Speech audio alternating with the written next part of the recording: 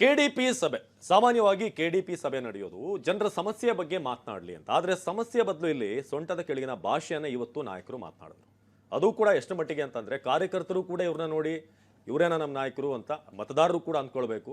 ಎಲ್ಲೊಂದ್ ಕಡೆ ಕಾರ್ಯಕರ್ತರೇ ಬೆಟರ್ ಅಂತ ಅನಿಸ್ತು. MLC MLAಗಳನ್ನು ನೋಡಿದಾಗ ಇಬ್ರು ಕೂಡ ಪರಸ್ಪರ ಬೈದಾಡ್ಕೊಂಡಿದ್ದು ಮಾತ್ರ ಅಲ್ಲ, ಕೈ ಮಿಲಾಯಿಸುವ ಹಂತಕ್ಕೆ ಹೋದ್ರು. ಹಾಗಾದ್ರೆ ಏನಾಯ್ತು, ಇವರೇನ ನಮ್ಮ ಜನಪ್ರತಿನಿಧಿಗಳು ಅನ್ನೋ ರೀತಿಯಾದಂಥ ವೃತ್ತಾಂತಗಳು ಇವತ್ತು ಕೆಡಿಪಿ ಸಭೆಯಲ್ಲಿ ನಡೀತು.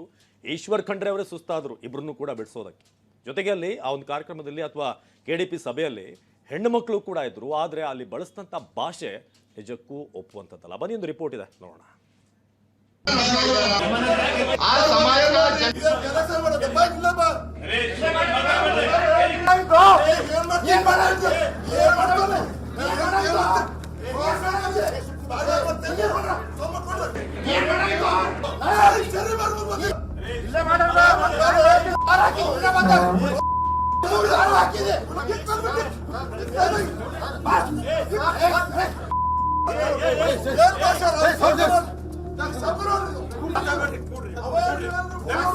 ನನ್ನ ಮ್ಯಾಗ ಅವ್ರ ಸೀಟ್ ಬಿಟ್ಟು ಬಂದು ನನ್ನ ಹತ್ರ ಬಂದು ನನ್ನ ಮ್ಯಾಗ ಕೈ ಮಾಡ್ಬೇಕಂತ ಪ್ರಯತ್ನ ಮಾಡಿ ಅವ್ರ ಪರಿವಾರನೇ ಬೆಳಿಬೇಕು, ಅವರೇ ಬೆಳಿಬೇಕಂತ ಇಷ್ಟು ವರ್ಷದಿಂದ ನಡೀತಾ ಇದೆ. ಯಾವುದೇ ವೈಯಕ್ತಿಕ ಅಸೂಯೆ ದ್ವೇಷಗಳಿಗೆ ಅವಕಾಶ ಕೊಡದೆ ಪ್ರತಿಯೊಬ್ಬರು ಶಾಂತಿ ಕಾಪಾಡಬೇಕು. ನಾವಿವತ್ತು ರಾಜ್ಯದ ಜನ ನಾಚಿಕೆ ಪಟ್ಕೊಳ್ಳುವಂತ ಸುದ್ದಿಯನ್ನ ತೋರಿಸ್ತೀವಿ. ನಿಮ್ಮಿಂದಲೇ ಆಯ್ಕೆಯಾದ ಜನನಾಯಕರು ಕೈ ಹಿಡಿದು ಕಿತ್ತಾಡೋದನ್ನ ತೋರಿಸ್ತೀವಿ. ಅಭಿವೃದ್ಧಿಯ ಚರ್ಚೆ ಆಗಬೇಕಿದ್ದ ಸಭೆ ರಣರಂಗ ಆಗಿರೋದನ್ನೇ ತೋರಿಸ್ತೀವಿ. ಸ್ಟೋರಿ ಮುಂದುವರಿಸೋಕು ಮುನ್ನ ಗರ್ವಿಷ್ಠ ರಾಜಕಾರಣಿಗಳ ಮುಷ್ಟಿ ಕಾಳಗವನ್ನ ಮೊದಲಿಗೆ ನೋಡ್ಬಿಡಿ.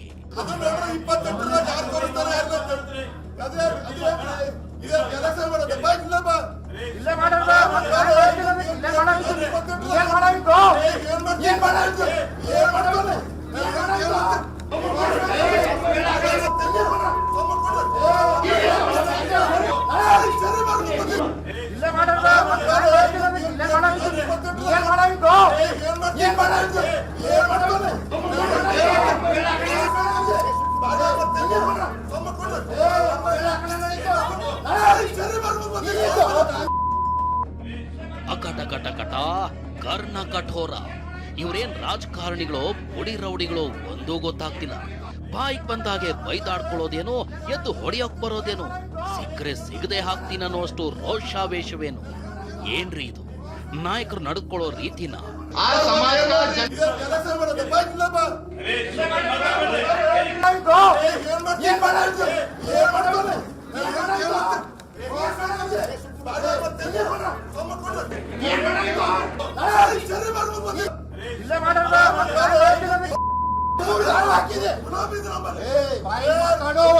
ಪ್ರಿಯ ವೀಕ್ಷಕರೇ, ಇಲ್ಲಾಗಿದ್ದಿಷ್ಟೇ.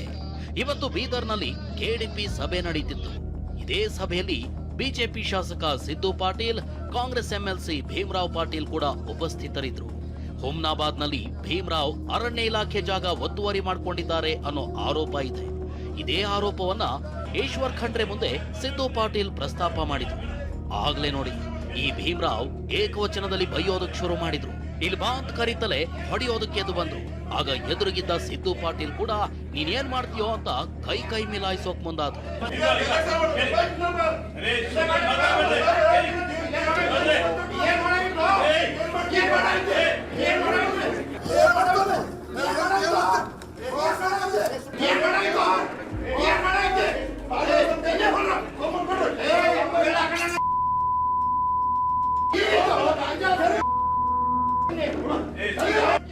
ಅಬ್ಬಬ್ಬಬ್ಬ, ಇವರನ್ನ ನಿಯಂತ್ರಿಸೋ ಕೆಲಸ ಅಷ್ಟು ಸುಲಭದ್ದಲ್ಲ ವೀಕ್ಷಕರೇ. ಪೊಲೀಸ್ ಒಬ್ರು ಇಬ್ಬರನ್ನ ಸಮಾಧಾನ ಮಾಡೋಕ್ ಪ್ರಯತ್ನಿಸಿದ್ರು. ಬೆಂಬಲಿಗರು ಇಬ್ಬರನ್ನು ಹಿಡಿದು ಕುರ್ಚಿ ಮೇಲೆ ಕೂರ್ಸೋಕೆ ಯತ್ನಿಸಿದ್ರು. ಆದ್ರೆ ಈ ಆಸಾಮಿಗಳು ಕೇಳೋ ಸ್ಥಿತಿಯಲ್ಲಿರ್ಲಿಲ್ಲ. ಆ ಮಗ ಈ ಮಗ ಅಂತ ರಾಜ್ಯವೇ ನಾಚಿಕೆ ಪಡೋ ರೀತಿ ಅಶ್ಲೀಲವಾಗಿ ಬೈದಾಡ್ಕೊಂಡ್ರು.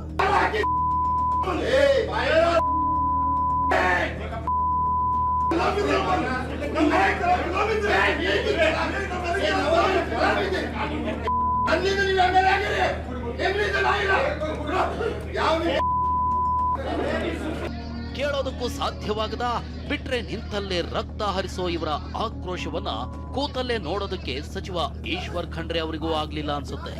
ಸೀದಾ ಕುರ್ಚಿಯಿಂದ ಎದ್ದು ಬಂದವರೇ ಇಬ್ಬರ ಮಧ್ಯೆ ನಿಂತರು. ಸಮಾಧಾನ ಆಗ್ರಪ್ಪ ಅಂತ ಹೇಳಿದ್ರು.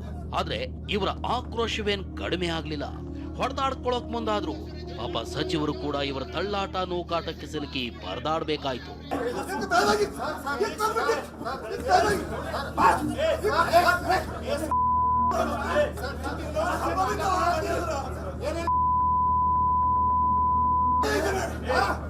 ಉಫ್, ಇವ್ರು ಏನೇನ್ ಬೈದಾಡ್ಕೊಂಡ್ರು ಅನ್ನೋದನ್ನ ನಾವು ನಿಮಗೆ ತೋರಿಸೋದಕ್ಕಾಗೋದಿಲ್ಲ ವೀಕ್ಷಕರೇ.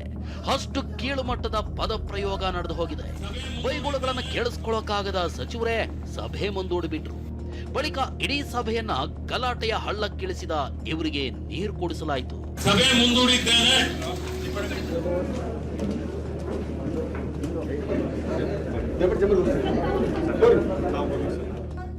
ಯಥಾ ರಾಜ ತಥಾ ಪ್ರಜಾ ಅನ್ನೋ ಮಾತಿದೆ. ಇವರು ಸಭೆಯೊಳಗೆ ಮಾಡಿರೋ ಘನಂದಾರಿ ಕೆಲಸಕ್ಕೆ ಬೆಂಬಲಿಗರ ಸಾಥ್ ಸಿಕ್ಕಿದೆ. ಎಂಎಲ್ಸಿ ಭೀಮರಾವ್ ಮನೆ ಮುಂದೆ ಕಾರ್ಯಕರ್ತರು ಜಮಾವಣೆಗೊಂಡು ಸಿದ್ದು ಪಾಟೀಲ್ ವಿರುದ್ಧ ಘೋಷಣೆ ಕೂಗಿದ್ರು.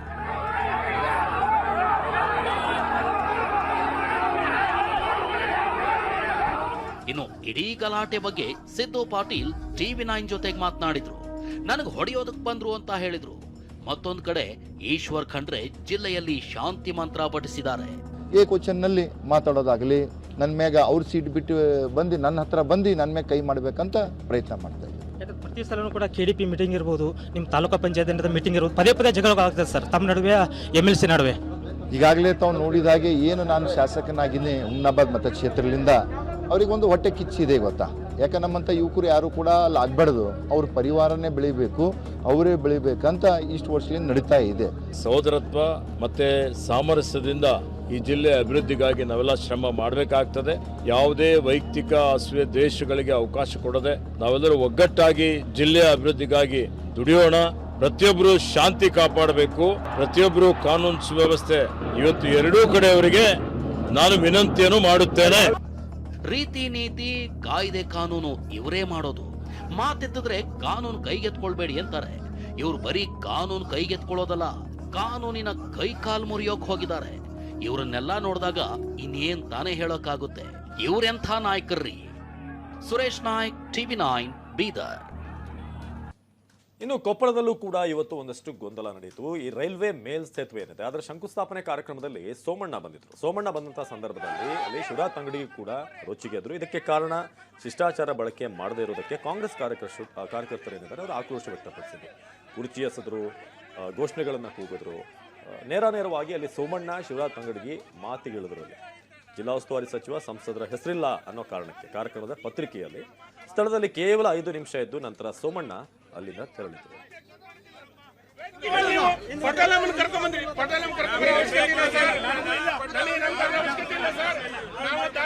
ಅವಶ್ಯಕತೆ ಇಲ್ಲ.